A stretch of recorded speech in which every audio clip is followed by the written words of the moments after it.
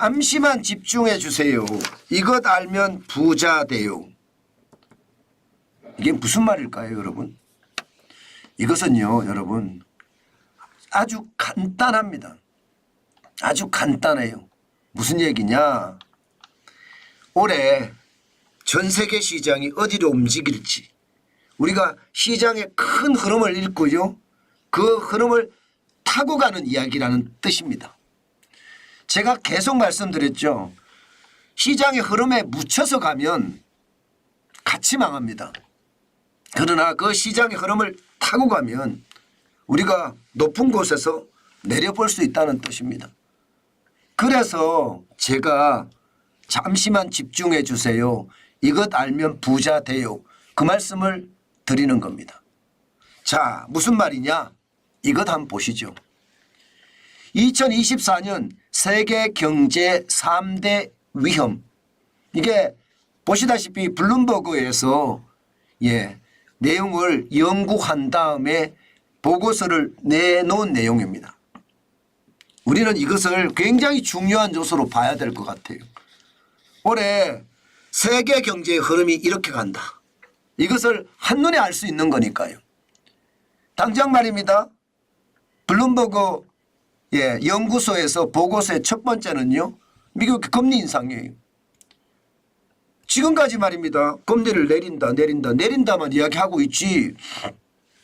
금리가 인상될 수도 있다는 이야기는 아무도 아직 나온 적이 없습니다. 그런데 블룸버그에서는요. 인상될 수도 있다. 이런 표현을 썼습니다. 그러면 여러분 오일 쇼크 때 스탑 앤 고 정책이 있었잖아요. 금리를 스탑했더니 물가가 더 올라가서 다시 금리를 올리는 그런 정책, 그 정책이 사실은 실패한 정책이거든요. 지금 그럴 개연성이 있다는 뜻입니다. 그만큼 말입니다. 금리를 올해 내리겠죠.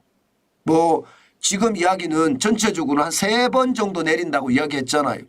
그런데 이게 3번 정도 내리다가 한 번 정도 올릴 수도 있다는 그런 뜻도 포함이 되어 있다는 것을 우리가 반드시 생각을 해야 합니다. 또한 말입니다. 중국의 침체 문제 이게 세계 시장에 큰 영향을 줄 거라는 겁니다. 중국은 기본적으로 말입니다. 5% 이상의 성장률 정확히 말하면요. 5.5% 이상의 성장률이 돼야지 중국의 거대한 경제를 이어갈 수 있다고 생각을 합니다. 그렇게 이야기를 합니다. 시장에서는요. 그런데 지금 성장률이 4.5%예요. 4.5% 성장률이면요. 실업자가 굉장히 많이 늘어나거든요. 실업자가 많이 늘어나서 중국 경제가 아직까지는 세계의 공장입니다. 그 세계의 공장에서 실업률이 늘어난다는 것은 여러분 결국 중국 경제가 꼬꾸라진다는 이야기거든요. 꼬꾸라졌을 때 그 충격파가 크다는 뜻이고요. 마지막으로 3번째는요. 엘니뇨 때문에 전 세계 이상기후가 터질 거고 그렇게 되면 곡물의 생산량이 줄어들어서서 그만큼 물가가 올라갈 거다. 이렇게 지금 예상을 하고 있습니다. 엘니뇨가 금방 없어질 것 같지는 않고요. 이상기후 자체가 결국은 말입니다. 저성장의 고물가라는 최악의 시나리오 스태그플레이션을 가지고 올 수도 있다. 이렇게 이야기하고 있다는 뜻입니다.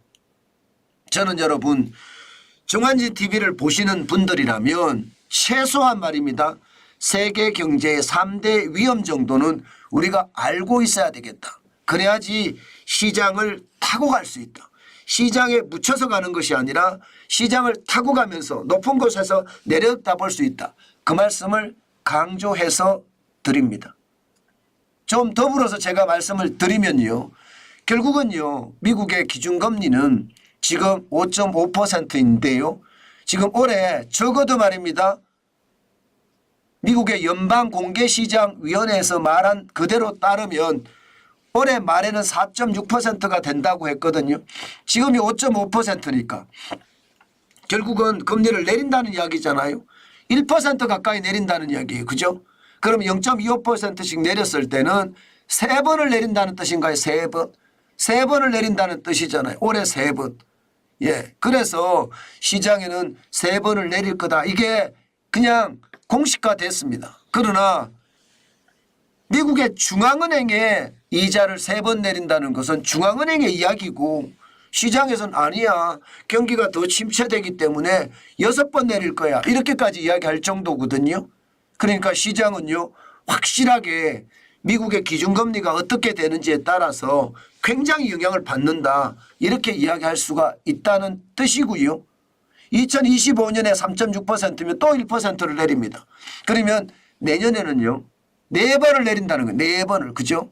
4번을 내린다는 뜻이고요. 후년에는 2026년에는요. 지금 한 7%를 내리는 거니까 2번을 더 내린다는 뜻입니다. 문제는 여러분 중요한 것은 5.5%가 고금리예요. 4.6%도 고금리입니다. 3.6%도 고금리입니다. 2.9%도 고금리라고 이야기할 수 있습니다. 그동안의 미국의 기준금리는 여러분 알다시피 0.25%였습니다. 그러던 것이 0.5%로 2022년 3월에 올렸거든요. 그러면 전체적으로 말입니다. 전체적으로 기준금리가 과거처럼 저금리로 가지는 않는다는 뜻을 하나 더 우리가 이해할 수가 있고요. 다른 하나는요. 결국은 말입니다. 이게 금리가 또 인상될지 모른다는 그런 두려움 당연히 시장에는 있다. 이런 생각할 수밖에 없습니다. 결국 말입니다. 오일쇼크 때처럼 스탑앤고 정책이 다시 한번 번질 수도 있다는 것 당연히 생각을 해야 하고요. 중국의 경제가 지금 현재까지 블룸버그는 4.2% 예상을 하는데 중국 정부는 5% 이야기하거든요. 이거 쉽지 않다 이렇게 봅니다.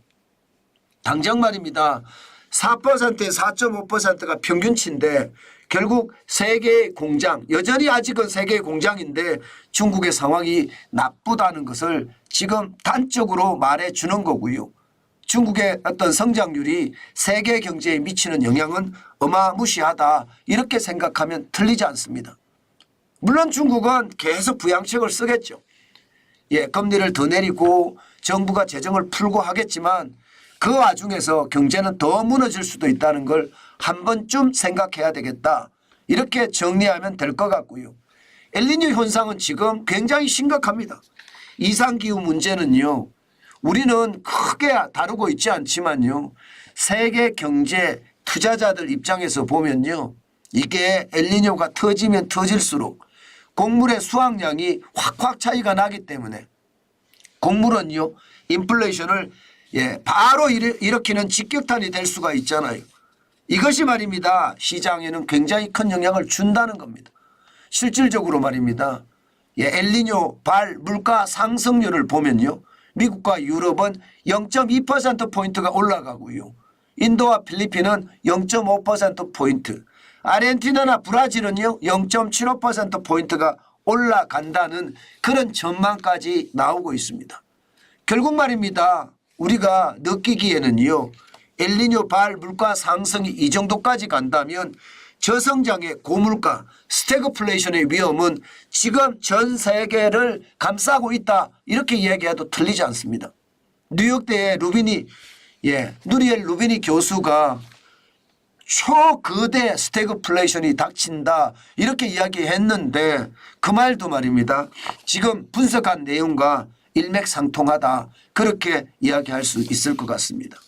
여러분 시장은요. 굉장히 크게 변할 거고요.